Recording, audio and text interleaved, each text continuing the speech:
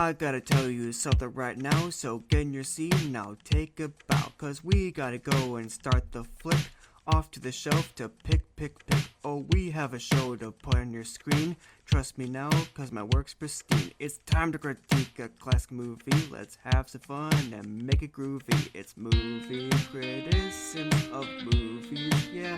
I said it's movie criticisms of movies, yeah. I said it's movie criticisms of movies, yeah.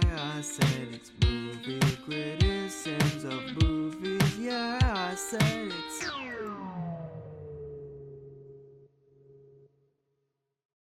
Hello everyone, Evan&AudreyS here, and welcome to this Halloween-themed episode of Movie Critisims. Today, I will be... let me get that real quick.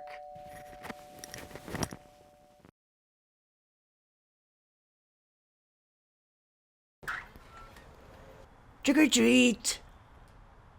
How? It may be October, but it's not Halloween yet. Oh, I know that, Master Evan. I'm just preparing myself for that day. Well, couldn't you wait until after I finish my review to do all that? Nope, not all. Well then, why don't you go pester someone else for a while? Okay.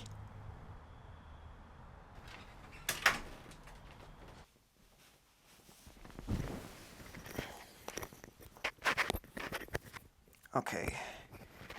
As I was saying, in this Halloween-themed episode of Movie Criticisms, I'll be reviewing the new horror comedy film, Beetlejuice. Before I start though, let me give you my thoughts on the original Beetlejuice. Hi. Trick or treat!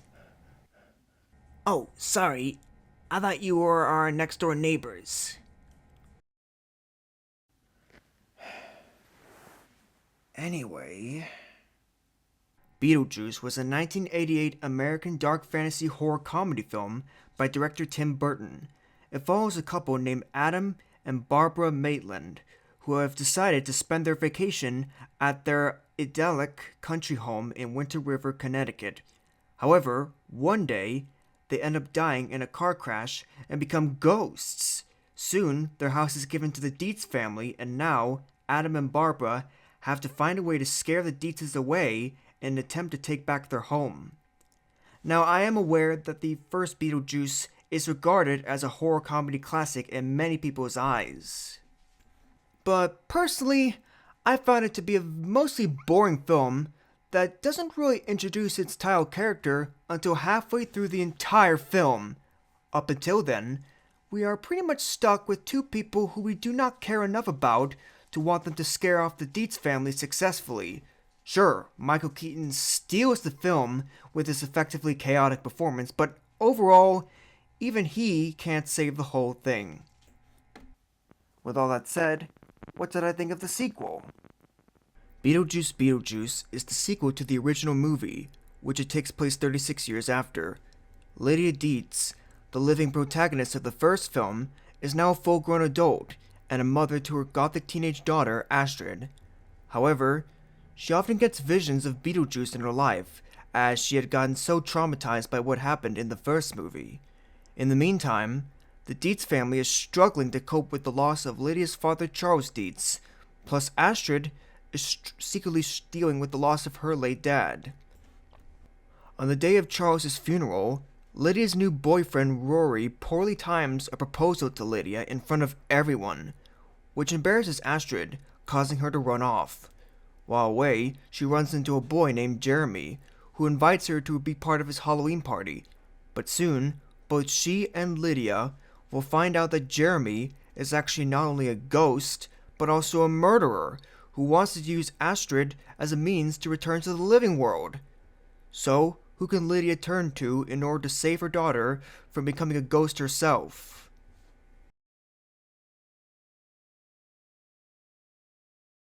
I have to say that I was quite impressed with this movie. While Beetlejuice does have problems of its own, much like its predecessor, it is also certainly an improvement in quite a few ways. To start out with, this sequel gives much better timing for the introduction of the title character. Not only that, but up until then, the real-world plot line that we are given is much easier to get connected in and be engaged with. Therefore, when we finally meet Beetlejuice for the first time, it's actually worth it, unlike with the first movie. Also, like the first film, this sequel is so bonkers and insane. In an entertaining way, of course.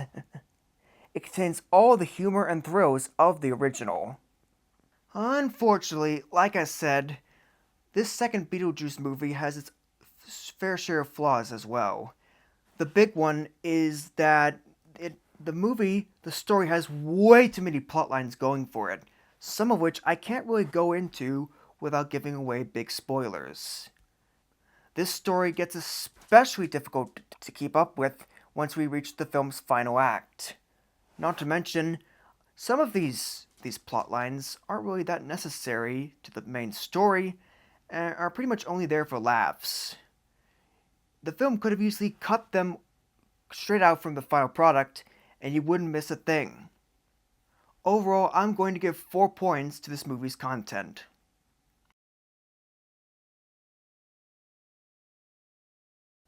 My one and only problem with Lydia is that I'm not really sure if she even was traumatized by what happened to her at the end of the first film. And even if she was, this sequel doesn't do the best job of smoothly making that clear and continuing the saga smoothly. Astrid, Lydia's teenage daughter, is written as the archetype rebellious teenager trope. I really don't like this because not only has this become a cliche that has been done so many times before in other recent work, but even worse, it actually makes Astrid come off as can make her kind of unlikable at sometimes. She spends a lot of her screen time refusing to cooperate with her mother, calling off her beliefs, and just plain whining and sulking. As for Beetlejuice himself, once again, he is a riot to watch. His charismatic car salesman personality oozes through all his line deliveries. Now, this sequel does get a little into the backstory of Beetlejuice, which I can imagine some fans will be a little upset about, but personally, I didn't mind it that much. And besides, it's not really meant to be taken all that seriously. It's pretty much only there to get a few giggles. I'm going to give the characters 4 points.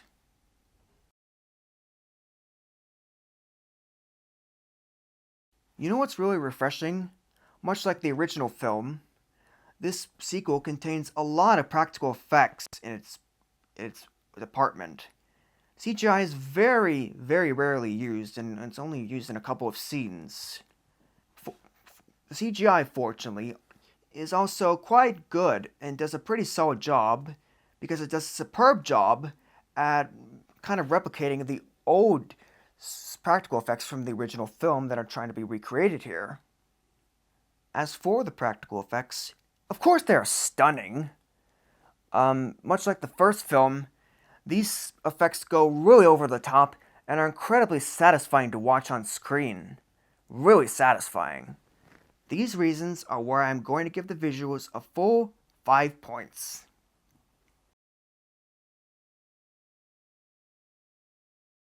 All of the acting in this film is stellar.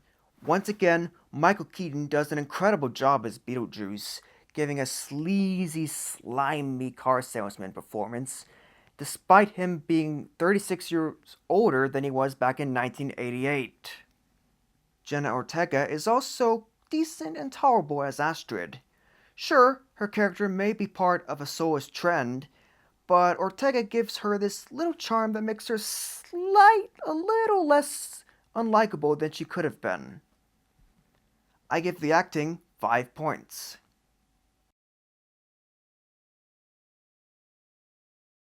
While composer Danny Elfman's score for this film does effectively capture the vibe of Halloween and the chaotic nature of the afterlife, I'm afraid it's not really that praiseworthy because, as a whole,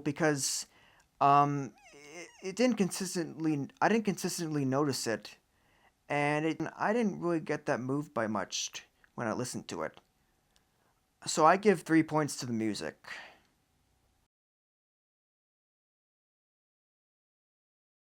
In conclusion, I found Beetlejuice to be a major improvement over the original film. Unlike that film, this sequel actually has a much more engaging human world story arc, and Beetlejuice himself is much better utilized. However, the character of Astrid is that soulless, rebelling teenager archetype, and the final act does have way too many things going on for it, making it rather hard to keep up with. But as is, I think that this is a rare sequel that surpasses its predecessor. Beetlejuice has received a total of 21 points out of 25, earning it an A-. So, have you seen Beetlejuice? If not, do you want to or not, and why?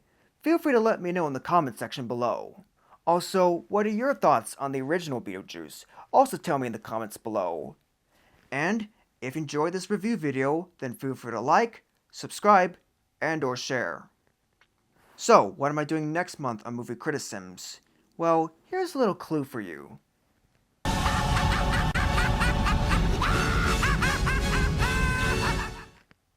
I'm Evan&AudreyS, signing out. Peace! Oh, what's this?